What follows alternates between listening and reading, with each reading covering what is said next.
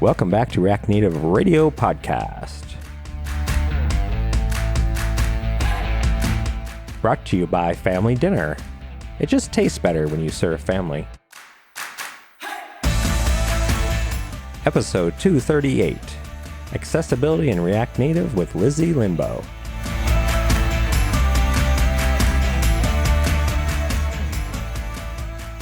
So I'm back, and I just got back from my first conference held outdoors, which actually first conference in like 2 years. And of course I got sick.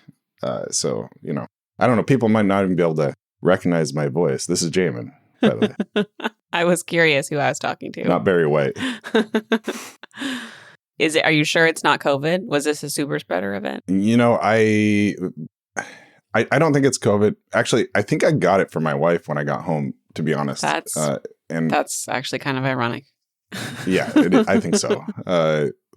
And she took 2 COVID tests and both came out negative. So I don't know. I should probably take one too. But I feel like something's going around that's not COVID. That's just making everybody just kind of worn down, like really tired. Speaking as someone with 2 kids in daycare, there are absolutely things out there that are not COVID, and I think I've had all of them. Yeah, well, I got used to not being sick. I got used to not being sick the last 2 years, and this is just weird to just always be sick.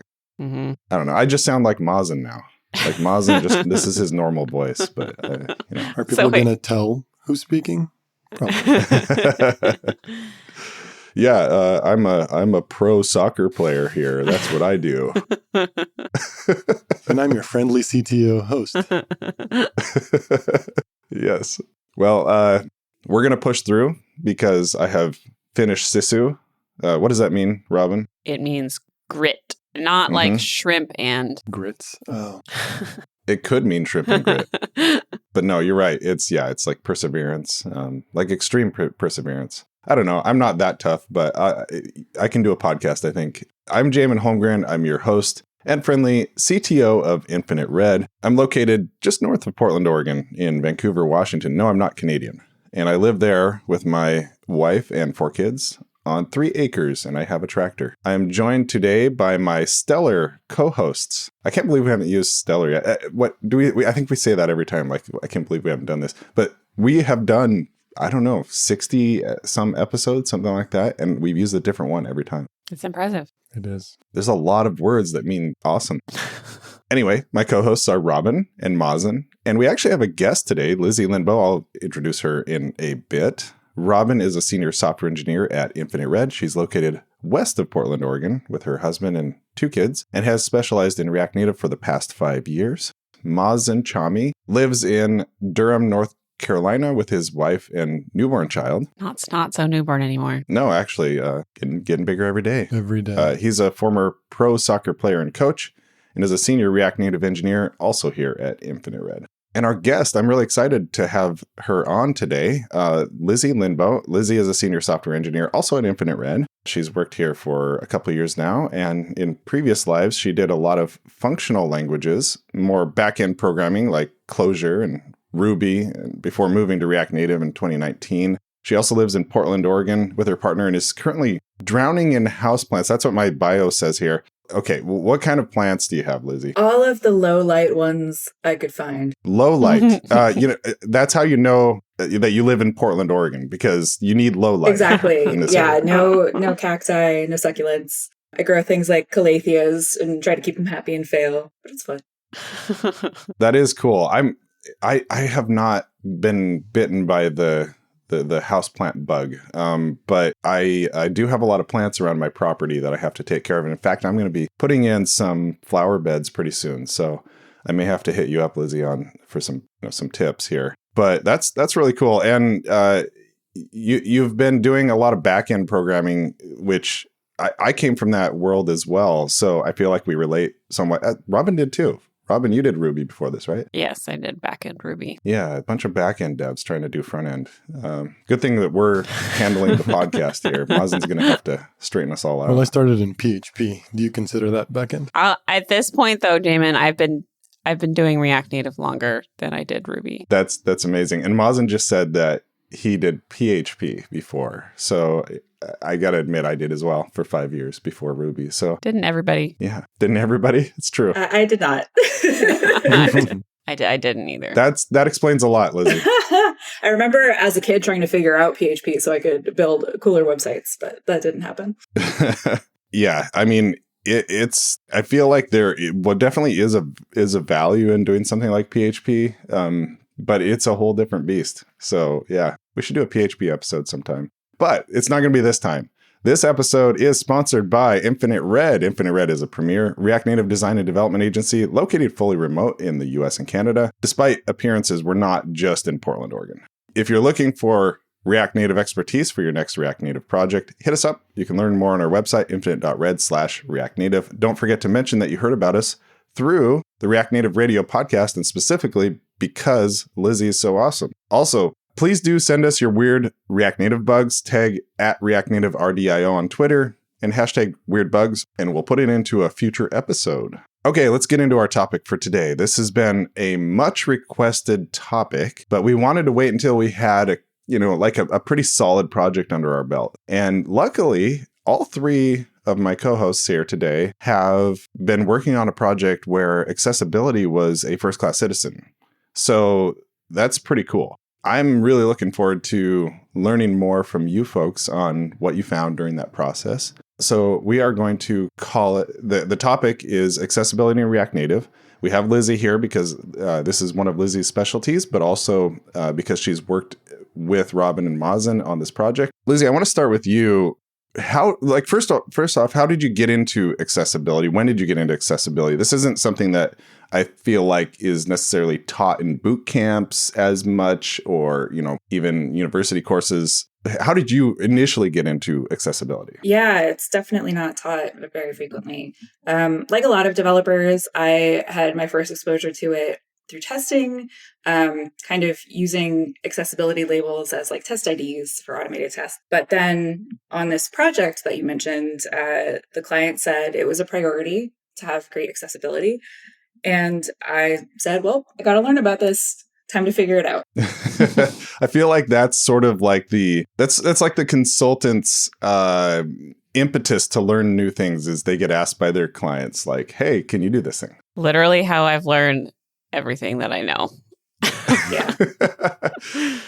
Yeah, exactly. Me too. And so accessibility, obviously, it's been kind of hanging out there. I've heard various things about it. And then this is also, it's true, it's certainly for React Native, the first time that one of our clients was like, this is absolutely a first-class citizen. Now, interestingly, since that time, we've had more requests as well. I think it's becoming more of a standard practice, which is great. It's fantastic. But one of the things that is, like, you can't just go take a course and learn accessibility. Like, there isn't just, hey, check this box off, like it's a lot of different things, isn't it, Lizzie?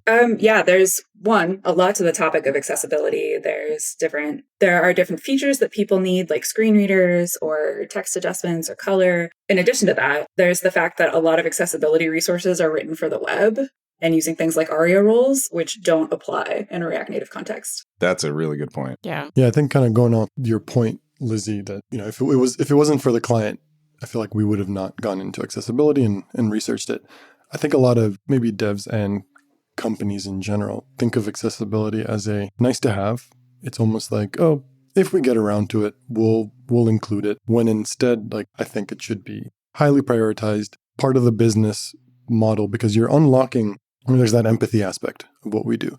We're unlocking a new group of users who, unlike the image we take of everybody else out there that can see well, hear, and walk and all that kind of stuff we take for granted every day, some people can't. And their ability to integrate that into our apps makes it much more comfortable for people who have these disabilities and opens up a whole new group of users in our application. I've also always been interested in learning more about this for myself. Like knowing things like I have light sensitivity and like using low light and having software that supports that makes a huge difference for me, as well as arthritis runs in my family. And so I've been learning more about like, how can I keep doing programming throughout my life if it might eventually hurt my fingers to type? there's a lot of things that can come up for everybody. Mm-hmm. That was actually one of the main takeaways from one of the talks at Chain React, the first Chain React, I think. 2017. 2017, Jen Luker's talk, which was called Be a React Native Ally, I think was the title. Mhm. But one of the points that she made was that there are so many different types of disabilities, and it's not just the ones that you think of. There's permanent disabilities, which is usually what you think of. But then there's like situational disabilities, which is one that comes up for me a lot, like holding my baby in one arm, and I can't use that arm to use the mouse. And so I need keyboard shortcuts. Or I'm holding him in the other arm and I can't use the keyboard. So I need voiceover or voice commands. There's all sorts of situational disabilities, or there's temporary disabilities, like you broke your arm, or having something that is a disability, but it's only for a short time. But basically, those features are for so many more people than you'd think, and it could easily be you. And so when you're trying to sell it to your higher ups, your product team, whatever, like so much of their user base could be impacted by this, that it's more important than just what they think of as maybe a small fraction of users. Mm-hmm. Totally. And kind of building off of that, Robin, with kids, yes, you need all those features. And a quick story around like temporary. My mom had surgery recently on her arm, and she wasn't able to move her fingers for a little bit. And she was like, it would take her ages to text me. And she was like, call me. She'd be like, I'd rather just call you instead of texting. I was like, well, here are some features. And, given this project, I had unlocked some of these features. Like, hey, you could use these features to make it much easier for you instead of having to like reach for your phone all the time and do all this kind of stuff. So it kind of helped her in the interim to kind of do what she needed to do and communicate with family. Yeah, Lizzie did a really awesome accessibility workshop internally at Infinite Red a while back, and she had us turn on the screen reader on our phones, or voiceover on our phones, and follow along as she was going through a React Native app. And after the workshop, I tried a few other apps using the techniques that she was showing us, and most sucked. Most were bad. I went to like not to call them out, but if they need help, they can talk to us. chess.com, app. And there's no reason why someone who is low vision or blind could not, play chess. There's plenty of people do, but the chess.com app was totally unusable. You could not navigate using, the voiceover features. And I felt that frustration. I was like, this sucks. Like this should be better. And it's not that difficult to make it better. Like they could just do a few things and it would work better. So in my opinion, you kind of like need to put yourself in those situations and feel that frustration, because then you'll start having kind of a spidey sense of like, this is going to suck for people and I should make it better. Exactly. Just take a day and turn voiceover on and try to use your phone. Yeah, exactly. Yeah, it makes me so happy that you did that. if there's one thing I would like people to do, it is go try the screen reader on your phone. I think sometimes there's an impression that if we just add labels to things, it's going to work and it's going to be just fine. And the truth is that gets you 90% of the way there. But there are typically some controls or other UI elements that you need to add a little bit more logic or custom actions to in order to get an equivalent experience for a sighted user. Like think about like sliders or like swipe, anything with like specific gestures. Like you need to be giving more hints about like what's on the screen and how to interact with it. One of my favorite tips that I learned was when you have a cluster of controls like you might in a music app, a screen reader focuses on one button at a time normally. But if you just focus on the play button, that's completely devoid of context unless you kind of remember what came before, which screen reader users are good at doing. But it's actually a typical pattern to group related controls together, read them all out at once, and have multiple actions that can fire on that larger grouped control. Yeah, that's true. These are things that we take for granted as sighted users. We'll just kind of like take in that context right there. Boom, it's there. And then we have it in our brain. So would you say, Lizzie, you can make some progress understanding what users with disabilities are going through by emulating it, by like kind of using screen readers and things like that. But in the end, you probably do need to have people test it who actually have those disabilities? Absolutely. That's the number one thing that you can do. There are a number of people out there who work as accessibility consultants. A number of them have the disability that you want to test for. Not every company makes that choice. So the next best thing is then to look up blogs and other posts from people who have the given experience. There are a number of blogs that I love. We can put some in the show notes. Perfect. Yeah, that sounds awesome. We're trying to give resources to people to kind of learn about these things. And like you said, Lizzie, like there isn't one place to go where you can learn everything. You know, it has to be kind of you have to attack it at many different fronts here. Let's talk about the different facets of accessibility in React Native. Yeah, there are a bunch. Yeah. Well, we've talked about probably the most recognizable one, which is VoiceOver TalkBack. In Android, it's called TalkBack. iOS is called VoiceOver, which is for low vision users. It'll read the contents of your app out loud. And then there's a number of things around color that are typically handled more by designers, but are still good to know about. For people who are colorblind, you might have different themes. Again, for blind or visually impaired users, you might also need to adjust contrast. There's people like me with light sensitivity. And I think, Jamon, you mentioned astigmatism. Yeah. We were talking before this about dark mode. And, you know, sometimes developers will get kind of religious about, you know, you're not a real dev unless you use dark mode. And I do use dark mode for some things, but it doesn't work great with my vision. I have astigmatism, not like super bad, but just like some level of it. I think a third of the people in the US have it. So this is not an uncommon thing. I wear glasses for it. And you get a halo effect. Even wearing glasses, you get a halo effect when you're looking at something with a dark background and light text, especially if it's small lettering. And another place where we've seen this as well is we did some apps they were like some logistics apps for truck drivers and whatnot. And the average age of a truck driver is somewhere like it's north of 45. It's like probably in the 50s somewhere. So truck drivers tend to skew older, and you get, you know, a 22-year-old designer with great eyes, like designing with these tiny fonts that look beautiful on their 45-inch, you know, curved screen. And then you get it on a phone, and it doesn't work so well for the 60-year-old truck driver who's trying to check it out, you know, in a different context. So that's another situation where like it's not accessible to the person who it's actually being designed for. And kind of building on you mentioning bringing in the designers and focusing on the older group of people, you also have to take into account text size. I mentioned my mom and her, like teaching her some of the accessibility tricks. She also has her font size much higher up. And I've seen her use some of the apps. I think the designers did not take this into account. I think that's something that, you know, maybe as designers, as developers are like, well, it's going to ruin the experience. It's going to ruin the app. Sure, it's going to ruin the experience, but it's going to ruin the experience if we don't take the time into actually accounting for it. You know, utilizing flex instead of, you know, specific heights and widths are, you know, usually the first thing I would say to use flex instead of heights. I think people still use height and width most of the time, which is weird. But besides the point. Yeah. Definitely use padding. Exactly. Padding instead of specifying a height or width. Padding start and end are usually better than left and right. Yeah. So I think, you know, accounting for text size and involving the designers in this too, because I think they can also help in this process.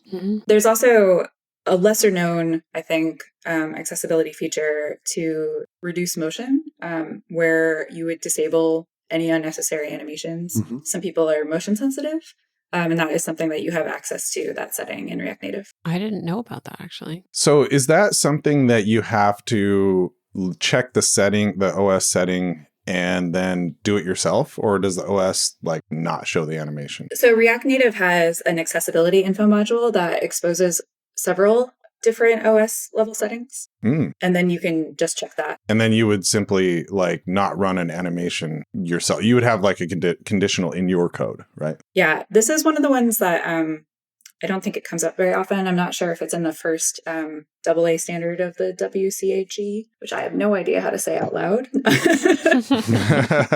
That'll work. But that is the standard that a lot of apps end up aiming for. Some regulation uses it. And so some of the items that are not included in that sometimes get overlooked, but they can still matter to people. Accessibility info is a great module that we don't really talk about enough, I think. And there's a is reduced motion enabled method. It's a async method that will simply return a true false. And then I'm kind of thinking like for just to get off in the weeds a little bit for a second, but for Ignite, for our boilerplate, we should probably have this by default kind of like built into Ignite, where in our state already is whether reduced motion is enabled or not. Like you can just check your state. You don't have to even think about it. Anyway, we could, I think providing these things super like low friction ways for developers to help people out, I think is the key. So Lizzie, can you discuss some of the differences between React.js web accessibility versus React Native accessibility? I know you mentioned at the beginning we have the ARIA tags on the web. Yeah. So first off, I'm not a web developer. I don't know too much about the web side, but I know that the way that you specify accessibility attributes is very different on the web versus React Native, because I would find a lot of guides written for the web that did not apply. So anything with attributes that start with ARIA are not present in React Native. React Native has exposed an accessibility API, which they did a fantastic job with, considering that they are unifying into a single API two completely separate, completely differently designed accessibility APIs from iOS and Android. It is helpful to learn about each of those platforms' individual APIs because they do behave differently. The way that they announce details is they'll sometimes have different behavior in how they read out labels and hints, and how they automatically guess what to read. iOS tries to be clever and decide what order to read things in rather than the order you specified it in. Interesting. I didn't know that. Yeah.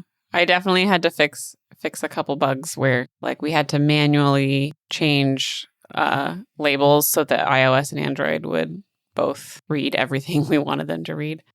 So they're not exactly equivalent. They are not. And they have different conventions as well too, especially when it comes to announcements of something that might have changed on the screen, which a sighted user would see. The way that you observe changes and can announce them on iOS and Android are very different. Interesting. And I remember you talking about how, I think during the workshop, I could be wrong, but I think during the workshop you talked about if you had something on the screen that was changing often, that you might want to pick and choose how often you announce that to the user, like through a voiceover. So there are some features that can kind of like allow you to fine tune that. Like you don't want to, if it's a stock ticker that's changing every half second, a sighted user could just kind of like ignore that it's changing all the time. But when the voiceover's saying, Bitcoin is now down to $4, sorry, too soon. But like every second, like that could be problematic. They would ruin their experience because they couldn't do anything else. Right, exactly. As a developer, what are the things, maybe we can say the low bar, minimal entry things that I can do to get my app to be accessible so that I can then start testing with VoiceOver or TalkBack to eventually get me to start building a fully accessible app? I mean, if you're building with React Native, you get a lot of things out of the box, and you can probably just turn VoiceOver on and see what's broken. It's probably the best thing you can do. I agree. There's a conception that you need to add labels and hints to everything, but several components are smart about how they should be read out. So you should absolutely test out your app in a screen reader and see, is this understandable what this component is on its own, or do I need to add additional context? Yeah, anything that has text that will like already have labels basically and will be read out. Buttons are usually pretty good out of the box. And like if you're using things like React Navigation, those tend to be accessible out of the box. So if you've just built a React Native app and have done nothing with accessibility, you'll probably be already 70-80% of the way there. So yeah, I would just say turn on your screen reader and see what's broken. Yeah. You may also have to audit your third-party libraries to see if they support accessibility. Some of the ones that implement native components from scratch haven't prioritized that. So if that's a consideration for you, definitely check that early. One example that we ran into on our project, I just fixed it this week, was we were using React Native Modalize and React Native Portalize to create a bottom sheet, but VoiceOver couldn't read anything within that component. Oh, wow. Just couldn't see it at all, which was a huge problem. So we actually switched to React Native Bottom Sheet, which is built with accessibility already, and it works great. So you may have to pick and choose your libraries carefully. I feel like to stand out, like there's a lot of libraries out there, but if you want to build a library that stands out, mention that it comes with built-in, first-class accessibility support. I think that people seeing that in a README will be like, oh, okay, that's cool. This obviously, it means something to have it be accessible out of the box. And it's less work for me, and I can look good, So that's definitely something to think about if you're a library author. I think in the end, it does come down to getting buy-in from your management or your client. In our case, because how many times have we been kind of pressured as developers to push a feature out? And if they knew that you were sitting there like tapping through with VoiceOver to make sure that it works accessibility, would they be cool with that? And some clients or management might be like, no, we just need to get this out, Mm-hmm. And so you do need to get buy-in. It's awesome to work with management and clients that do see the value of it. Jen Luker said in the talk that Robin mentioned that it's not just about being kind to people with disabilities. It's also a business concern because it makes your apps available to potential customers who can then use your app, buy things, do whatever, And sometimes it may even be a legal requirement. Absolutely. Depending on what your site does and what industry you're in, it could be a legal requirement. There have been companies that have gotten lawsuits over lack of accessibility, some of which we may have worked with, maybe. Not to name any names. Not before that. We worked after that with them, but we won't name them. But it essentially, legal requirements as well. And this is, obviously trying to kind of like push companies in that direction. We do have a client who is willing to come on our podcast, who is, we're not mentioning the name of the client that we worked with in this particular episode. However, because, this isn't finalized yet, but they are willing to come on the podcast and talk more about their project. And when that happens, we will definitely deep dive more into the accessibility part of their project. So I'm really looking forward to that. Everybody, make sure you subscribe to React Native Radio because it's coming up in, I would say, the next 2 months, because we're getting close to launching. So I think beta is happening pretty soon. Yeah. Really cool project, great client. And they put accessibility first. Fantastic situation there. Also, I want to also say we have so many notes we didn't get to. Lizzie has like literal pages upon pages of accessibility stuff that she hasn't talked about here. But we will be putting out some useful, actionable accessibility tips for React Native on our blog Redshift, which is at shift.infinite.red. Yes, this is my public way to put pressure on Lizzie to write some blog posts. So I'm going to see how that works. But the rest of us should write some as well. So if you're interested in learning some more actionable things, but again, I really want to stress for everybody, go try it. Go actually try turning on VoiceOver. In fact, Lizzie, how do you turn on VoiceOver and TalkBack? Yeah. So for both platforms, you just need to go into settings and accessibility, and you should see options for VoiceOver and TalkBack. If you have an older Android device that's maybe Samsung, you might have Voice Assistant instead, but you can actually go install Android Accessibility Suite from the Play Store, which will give you TalkBack. Recommend using that. TalkBack is the way of the future for all Android platforms. And then both of them also have a tutorial to walk you through. I also recommend looking up a cheat sheet of the gestures and things to use just to remind yourself while you're navigating around. There's a lot of gestures. And a proficient TalkBack user or VoiceOver user will be using all of these. So you want to understand what's available. Yeah, you showed us a few of those gestures and I was kind of blown away. Like some of them are really helpful. They'd be nice to have even if I'm not using VoiceOver. But yeah, so definitely go check that out. Try it on your app. Just see what happens. See how bad it is. Feel that embarrassment and then go fix it. That's right. Feel it. And for what it's worth, we all have room to improve. I know that when a lot of folks were testing out and learning screen readers, some would go to things like the Apple App Store to try to see, okay, what are the great patterns that they follow? And there are problems there too. A lot of these major apps have problems, but we can do better. Yeah. Yeah. Well, that's all the time we have today, unfortunately. If you'd like to nerd out more about React Native, you can check out my Twitch stream at rn.live.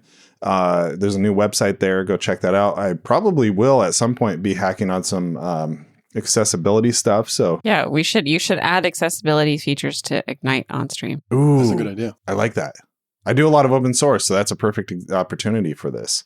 I thought this would be really straightforward to add that reduced motion thing to the state just so that you can check it.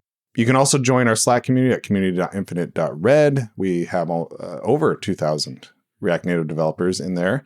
There's a new Twitter community, rntwitter.infinite.red. We're connecting you up with all the React Native people. One more thing, make sure to send us your weird React Native bugs. We will be talking about that in a future episode at React Native RDIO on Twitter, #weirdbugs. Robin, where can people find you online? I'm at Robin_Hines with an E. Mazen? With an E at the end. With an E. Don't forget the E. Jed. Don't forget. I'm at Mazen Chami with an I at the end. I like it. And you can find me at Barry White. Wait, no, that's not right. At Jamon Holmgren. And you can find Lizzi. Lizzi's on GitHub at Lindboe. That has an E on the end as well. So everybody's kind of following the convention here. You can follow React Native Radio at React Native RDIO. Thanks so much, Lizzi. Really appreciate you coming on today and sharing just a tiny bit of the vast amount of knowledge you have on this topic. As always, thanks to our producer and editor, Todd Worth, our assistant editor and episode release coordinator, Jed Bartoski, our designer, Justin Husky, and our guest coordinator, Derek Greenberg. Thanks to our sponsor, Infinite Red. Check us out at infinite.red/React Native. Special thanks to all of you listening today. Make sure to subscribe. We are React Native Radio. See you all next time. Bye. Bye.